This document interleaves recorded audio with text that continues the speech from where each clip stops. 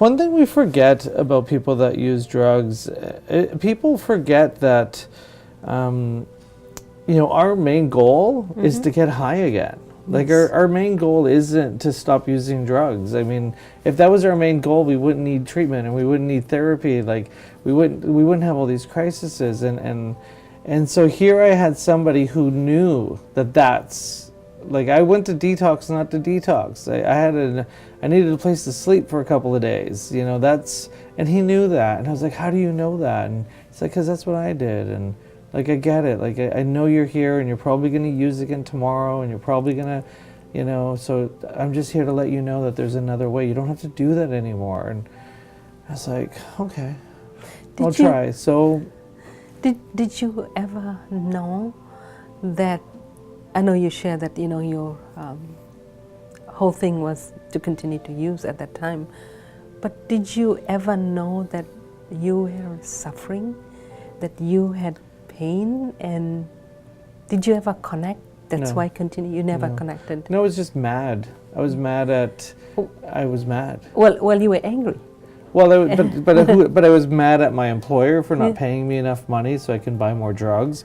I was mad at the fact that I would get phone bills and gas bills. I was mad at my landlord because I had to pay rent on time. Like, it's weird what I was mad at. You got to understand, I was really self-centered, and I was really entitled and selfish and arrogant and high and a kind of quasi-psychosis. And so, yeah, I was mad at I was mad at life because life demanded that I be responsible. And I didn't want to be responsible. I was mad at my mother because she wanted me to pay off the debt that I owed her. Like, I was never mad at myself for screwing life up. And that's the main issue with addiction, is we're self-centered people. I was very self-centered. I was mad at everything but me.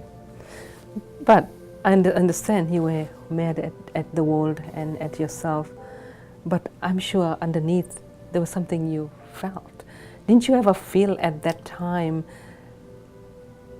that I want a life outside of this any given time?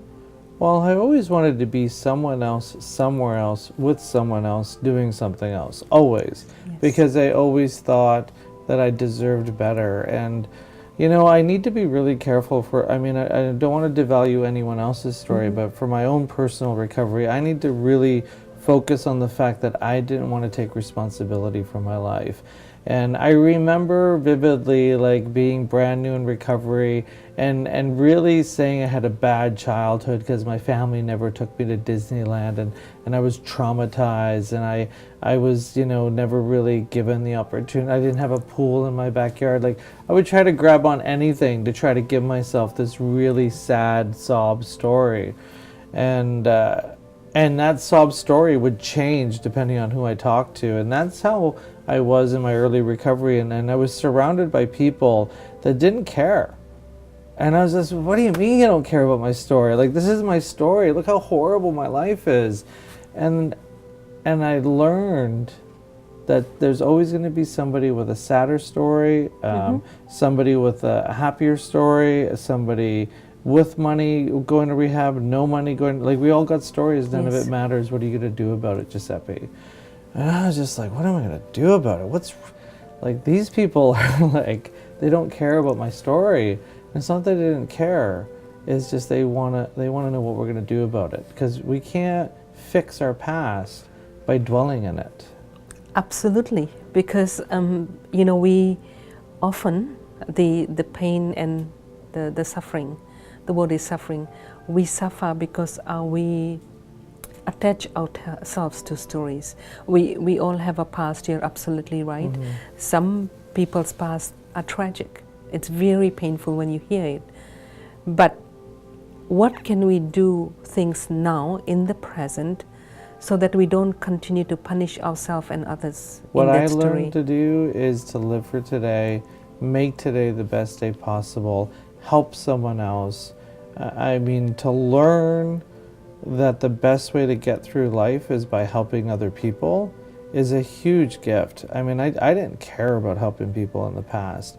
And now being around of service and helping people get through their journeys of early recovery, it really helps me be grateful for what I have today. But here's the other thing you learn is you really get to know other people. You get to hear their stories, and then you get to see them recover. And you get to see them come out of that. And you sit there and you're like, well, if they could do it, I could do it.